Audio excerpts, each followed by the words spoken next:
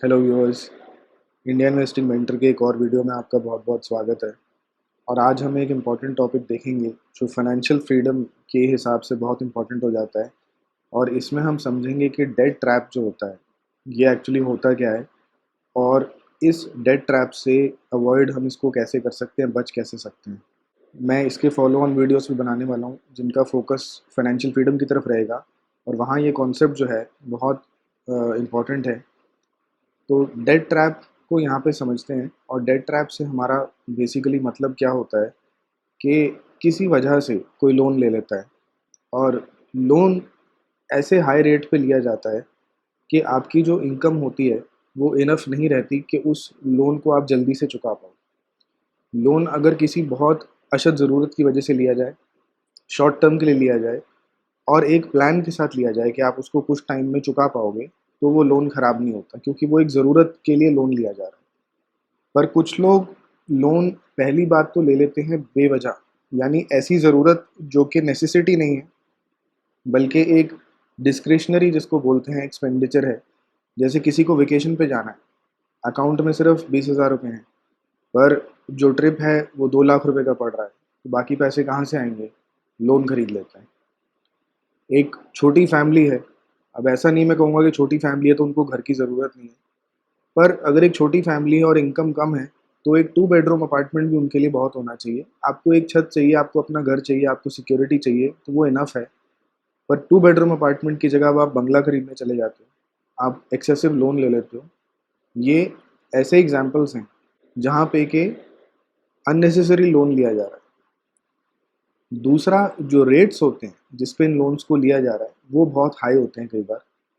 अब बड़ा लोन अगर नहीं भी है तो हाई रेट उसको एक बहुत बड़ी प्रॉब्लम बना देता है, और इसमें परफेक्ट एग्जांपल आता है क्रेडिट कार्ड के, जो इंस्टॉलमेंट का लोन होता है।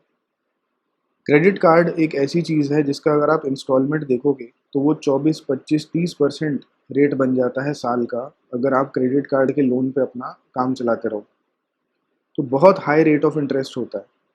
तो हालांकि क्रेडिट कार्ड की जो लिमिट है वो कम रहेगी, पर प्रॉब्लम वहाँ पे ये आती है कि रेट इतना ज़्यादा होता है कि वो थोड़ा अमाउंट भी रीपे करना एक बहुत मुश्किल काम बन जाता है।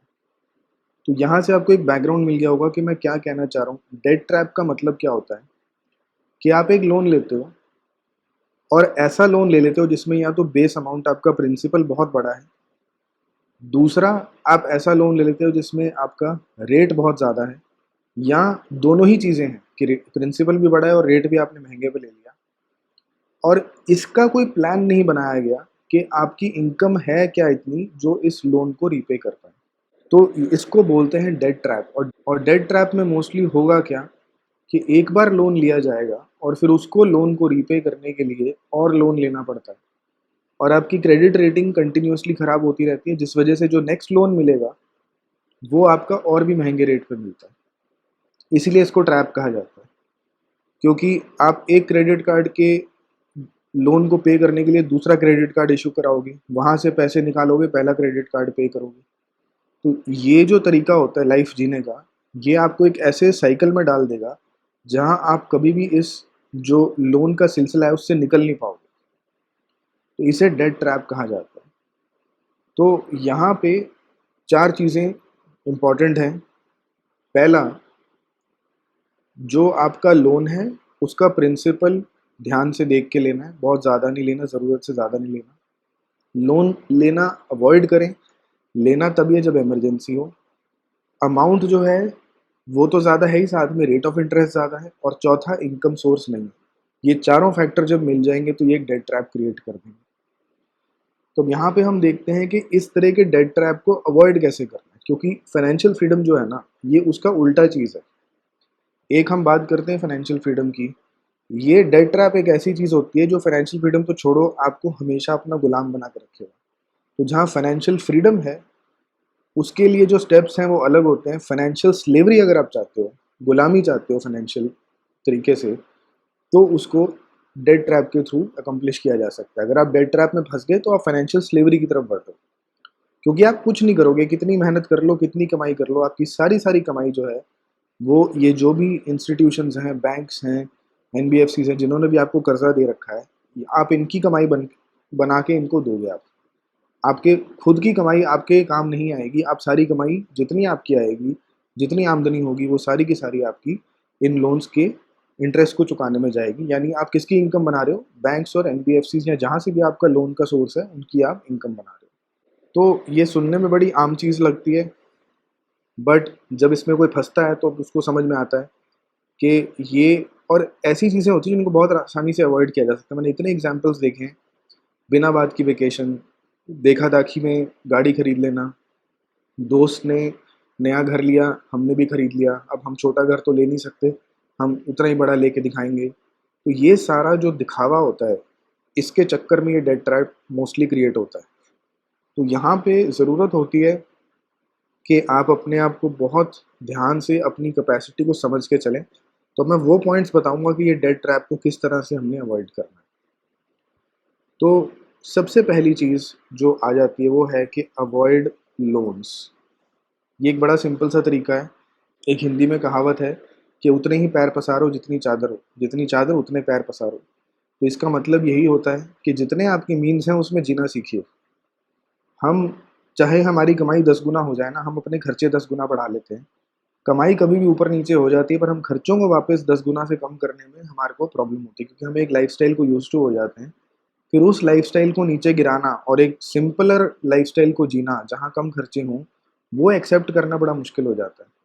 और आधा टाइम हम खुद एक्सेप्ट कर लेते हैं, पर फैमिली क्या कहेगी, दोस्त क्या कहेंगे, पड़ोसी क्या कहेंगे, वो सब चीज़ें दिमाग में आने लग जाती हैं। एक इंसान ने जिसने 10-15 साल लाइफ की अगर बस में सफ़र किया है और फिर उसने बाद में गाड़ी खरीदी है, अगर उसकी फाइनेंशियल सिचुएशन ख़राब होती है, तो अब उसको दोबारा से बस में सफ़र करने में शर्म आती है कि अब हम जिस लोकेलिटी में रहते हैं, जिस सोसाइटी में रहते हैं, वहाँ लोग क्या कहेंगे, ये बस से ट्रैवल करता है। देखो, जब आप ट्रबल में जाओगे ना, कोई सोसाइटी वाला आके आपको हेल्प नहीं करेगा, कोई फैमिली, कोई दोस्त आके आपको पैसे नहीं देंगे। लोगों को अगर आपकी सच में चिंता है, लोग आपकी सच में केयर करते हैं, तो वो आपको समझदार कहेंगे कि आप अपना ध्यान खुद रख रहे हो, आप किसी के और के लिए परेशानी नहीं बन रहे हो। तो यहाँ पे आपको बहुत ज़्यादा स्ट्रिक्टली अपने बारे में सिर्फ़ सोचना है। आपको ये दिखावे वाले जो खर्चे होते हैं, उनसे बिल्कुल दूर रहना है, उनके लिए तो बिल्कुल लोन्स नहीं लेने। जितने मीन्स हैं, उसमें आप रहिए। फ्रेंड्स क्या कर रहे हैं, फैमिली क्या कर रही है, भाई क्या कर रहा है, बहन क्या कर रही है, इससे कोई लेना-देना नहीं होता। उनकी सिचुएशंस अलग हैं और अगर वो कुछ गलत कर रहे हैं, तो आपको उस चीज़ को दोहराने की ज़रूरत नहीं। तो लोन्स को हर हालत में जहाँ तक हो सके अवॉइड करना है। कुछ इमरजेंसीज़ हो जाती हैं, जैसे अब आपको बच्चे को पढ़ाई के लिए भेजना है और all of a sudden fees बढ़ गई, तो आप पढ़ाई तो रोक नहीं सकते ना, करियर का सवाल है। तो वहाँ पे लोन लेना गलत नहीं है और वो आप एक लोन वो एक इन्वेस्टमेंट की तरह मानो कि आज हम लोन लेके पैसा बच्चे पे लगा रहे हैं, पढ़ रहा है, पढ़ के वो कमाएगा भी तो ना। तो ये एक इन्वेस्टमेंट हो जाती है। इसी तरीके से अब कोई मेडिकल एक्सपेंस आ जाए, बीमारी हो जाए, तो उसमें किसी का कंट्रोल नहीं रहता। वहाँ लोन लेना पड़ता है, तो समझ आती है बात कि वो एक नेसेसिटी थी, एक ज़रूरी चीज़ थी जिसके लिए लोन लिया गया। पर जो डिस्क्रिशनरी जिसको एक्सपेंसेस कहते हैं, जो अपनी चॉइस होती है, शॉपिंग करना, महँगी शादी करना, अगर आपका बजट नहीं अलाउ करता, कोर्ट मैरेज करो भाई।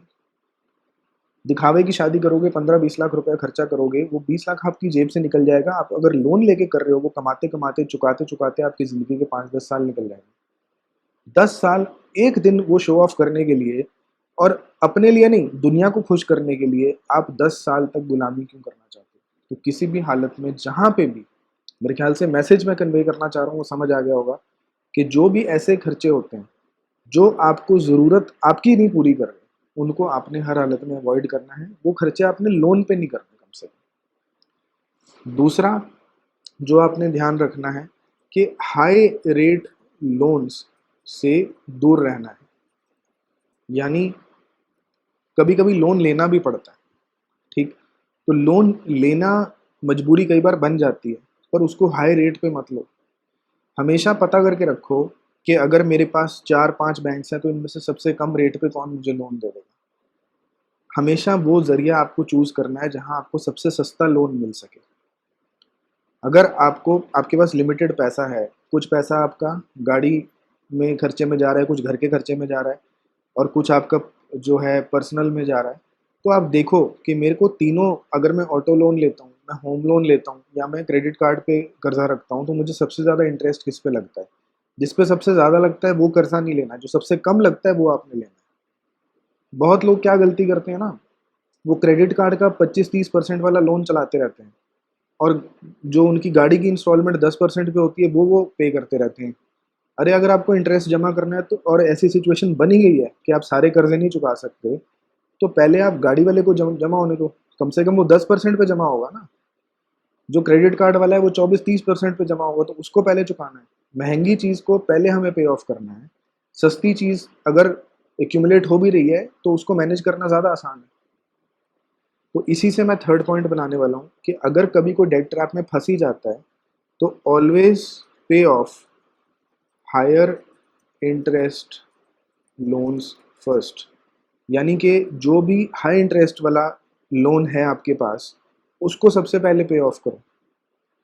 हाई इंटरेस्ट जिस पे कर रहे हो वो पहले पे ऑफ करना है, और जिस पे कम इंटरेस्ट है उसको बाद तक के लिए रखना है, क्योंकि जब हाई इंटरेस्ट रेट वाला पे हो जाएगा तो आपकी इंस्टॉलमेंट कम हो जाएगी, आपका रेट जो आपका खर्चा है वो कम हो जाएगा। अब ये लोन्स को मैंने बोल दिया अवॉइड करना है, तरीका भी बता दिया अगर पड़ ही गए लोन सिर पे तो कैसे मैनेज करना है। बट एक इम्पॉर्टेंट चीज़ आती है जो लोग नहीं ध्यान रखते, वो है कि इमरजेंसी फंड बनाना है आपको। इमरजेंसी फंड का मतलब ये होता है कि जो मैंने बताया कि अनफोर्सीन एक्सपेंसेस होते हैं जो आप पहले से नहीं पता चलते, मेडिकल हो गया, पढ़ाई का खर्चा हो गया, कोई और चीज़ निकल के आ गई, उनके लिए हमेशा एक इमरजेंसी फंड क्रिएट करके चलो। अगर आप ये सोचोगे कि मेरी जितनी कमाई है मैं तो उतना ही खर्चा कर रहा हूँ, तो आप इमरजेंसी की तो तैयारी नहीं कर रहे ना। ठीक है, आपने अपना इतना एक हिसाब किताब बना लिया कि मेरी इतनी इनकम आती है और मेरे इतने खर्चे हैं, इतनी इंस्टॉलमेंट्स मेरी जाएँगी, तो ये सब मैं लोन लेके रख सकता हूँ, मैं आराम से मैनेज कर लूँगा। पर आपने ये नहीं ध्यान दिया कि अगर आपकी कमाई में कुछ कमी आ गई या कोई खर्चा इमरजेंसी का बढ़ गया तो उसको कैसे हैंडल करोगे? तो एक समझदार इंसान हमेशा जो अपने 6 महीने के कम से कम एक्सपेंसेस होते हैं, 6 महीने का जो खर्चा है आपका, उतना पैसा एक इमरजेंसी फंड में डाल के रखता है। अगर आपका महीने का पूरे घर का खर्चा लेट्स से 50,000 रुपए से चलता है या 1 लाख रुपए से चलता है, तो 1 लाख का 6 गुना यानी 6 लाख रुपए का आपके पास एक इमरजेंसी फंड होना चाहिए, जिसको भले ही एफडी में डाल के रख दो, ताकि उस पे इंटरेस्ट भी आप कमाते रहो, पर उसको और किसी पर्पज़ के लिए यूज़ नहीं करना है। ये नहीं है कि अब हाँ, मेरे को गाड़ी खरीदनी है, मैं इस इमरजेंसी फंड में से गाड़ी खरीद लेता हूँ। वो नहीं करना है, या घूमने जाना है, इसमें से पैसा निकाल लेते हैं। नहीं, इमरजेंसी फंड का मतलब यही है कि किसी दिन जब आपकी ज़रूरत पड़ेगी, जो आपको फ़ोर्स करेगी कि 12, 13, 15%, 20% रेट ऑफ इंटरेस्ट पे आप कर्ज़ा लो, ये फंड आपको वहाँ बचाएगा। ठीक है? ये फंड आपको वहाँ पे बचाने वाला है। तो ये भी हमने देख लिया, और अब इस चीज़ को जो जोड़ता है, जो एक चीज़ है सब चीज़ को टाई अप करती है, वो होता है डिसिप्लिन। डिसिप्लिन किस लिए इम्पोर्टेंट है कि ये ऊपर से जो मैंने 4-5 चीज़ें बताई अभी तक, इनमें से एक भी चीज़ को ऐसा बंदा जिसमें डिसिप्लिन नहीं है फॉलो नहीं कर सकता। अगर आप ध्यान से देखोगे, हमारी सपोज़ करो, मैं एक एग्ज़ाम्पल दे रहा हूँ, अगर आपकी महीने की कमाई 1 लाख रुपए की है, तो ऐसे लोग भी दुनिया में जी रहे हैं जिनकी महीने की कमाई सिर्फ़ 50,000 रुपए है। ऐसे लोग भी जी रहे हैं जिनकी महीने की कमाई सिर्फ़ 10,000 रुपए है। पर 1 लाख रुपए वाला अगर अपने लिए डेट ट्रैप क्रिएट कर देता है, तो आप यहाँ से खुद अंदाज़ा लगा सकते हो कि 95% चांस है कि उसका वो डेट ट्रैप मजबूरी से नहीं बना है, बल्कि एक डिसिप्लिन ना होने की वजह से बना है कि आपने अपने फ्यूचर के बारे में, इमरजेंसीज़ के बारे में सोचा ही नहीं। आपने खुद एक गलत तरीके से अपनी लाइफ़ को प्लान किया है, जहाँ आप मान के चल रहे हो कि जैसा जो अच्छा चल रहा है वो तो और बेहतर होता जाएगा, पर कभी कोई जो प्रॉब्लम आ सकती है उसके लिए आपने तैयारी नहीं की। तो हमेशा उस चीज़ को आप ध्यान में रखना कि आपसे भी कम इनकम वाला कोई इंसान है जो खुशहाली से ज़िंदगी जी रहा है। क्यों? क्योंकि उसने जितनी इनकम है उसके हिसाब से अपने खर्चे रखे हैं, उसने खर्चों को बढ़ा नहीं लिया। और दूसरा, अगर आप खुद को अपने आप से ही कंपेयर करोगे कि मैं 10 साल पहले, 5 साल पहले, 7 साल पहले कैसे जी रहा था, उस वक़्त मेरे कितने खर्चे थे, तब भी तो हम जीते थे। तो तब हमारा एक स्टैंडर्ड ऑफ लिविंग था, क्या हम वापस उस स्टैंडर्ड ऑफ लिविंग में नहीं जा सकते? अगर इनकम कम हो गई है या खर्चे बढ़ रहे हैं, तो क्या हम खर्चों को कम नहीं कर सकते अपने स्टैंडर्ड ऑफ लिविंग को कम करके? तो फालतू का टेंशन लेने की बात नहीं होती, और ये डेट ट्रैप एक ऐसी चीज़ होती है, एक बार इसमें फँस जाओगे, तो इससे निकलना मुश्किल होता जाता है। जो जल्दी से निकल जाता है, वो निकल जाता है।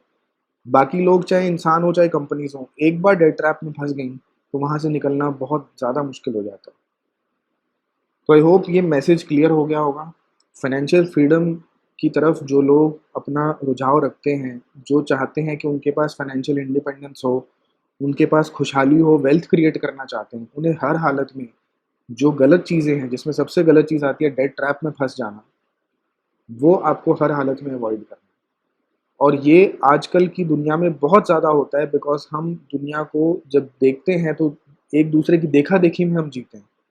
मैं क्या कपड़े डाल रहा हूँ, मैं कौन-सी गाड़ी में घूम रहा हूँ, मैं कैसे सोसाइटी में, कैसे घर में रह रहा हूँ, वो मैं खुद मोस्टली डिसाइड करने की बजाय मेरी फैमिली, मेरे फ्रेंड्स और मेरे कोलीग्स जो मेरे सोशल सर्कल में, मेरे फैक्ट्री में जो काम करने वाले लोग हैं, वो मेरे बारे में क्या सोचेंगे, उसको देख के डिसाइड किया जाता है। तो आपको अपने पे कॉन्फिडेंस होना चाहिए कि ये मेरी लाइफ़ है, मेरे को एक काबिलियत मिली है, मेरे को एक हैसियत मिली है, मैंने उसके हिसाब से जीना है, मैंने वहाँ से ग्रो करना है, मैंने वेल्थ बनानी है। तो आज आपके बारे में कोई भी बात करे पर 10-15 साल अगर आप ये डिसिप्लिन फ़ॉलो करते हो, तो आप सबको पीछे छोड़ के आगे जाओगे और फिर लोग वही आपके बारे में बात करेंगे, आपकी समझदारी की तारीफ़ करेंगे। तो आई होप ये वीडियो आपको अच्छा लगा होगा। अगर कोई आपके कमेंट्स हैं, इसमें डाउट्स तो मुझे लग नहीं रहा ज़्यादा रहेंगे, बहुत ही सिंपल सा एक एक्सप्लेनेशन था। तो कोई कमेंट्स हैं तो कमेंट्स में आप लिखिए और अपना सजेशन भी शेयर कीजिए कि आपको आपका ओपिनियन क्या है कि डेट ट्रैप से बचना चाहिए कि नहीं। और एज़ यूजुअल एक ही रिक्वेस्ट है कि वीडियोस मैं वो कंटिन्यूअसली बनाता रहता हूँ। स्टॉक्स को भी हम एनालाइज़ करते हैं, हम स्क्रीनर्स भी देखते हैं, हम बहुत सारी चीज़ें देखते हैं। तो जितना हो सके चैनल को ग्रो करने में हेल्प कीजिए। अपना जो भी आपके व्हाट्सएप अकाउंट्स हैं, इंस्टाग्राम फ़ीड्स हैं, फेसबुक ग्रुप्स हैं, वहाँ पे जहाँ पे भी हो सके अपने फ्रेंड्स, फैमिली के साथ, कोलीग्स के साथ ये जो वीडियोज़ हैं इनको शेयर कीजिए ताकि ज़्यादा से ज़्यादा लोग जो हैं इसका फ़ायदा उठा सकें। और मुझे एक फ़ीडबैक ज़रूर दीजिए कमेंट्स में क्योंकि जब वो एक फ़ीडबैक आता है तो एटलीस्ट पता चलता है कि वीडियो किसी के काम आ भी रहा है कि नहीं आ रहा है। तो इसके साथ वीडियो को ख़त्म करते हैं। आपके वक़्त के लिए बहुत-बहुत धन्यवाद। आपसे मिलेंगे नेक्स्ट वीडियो में। Thank you.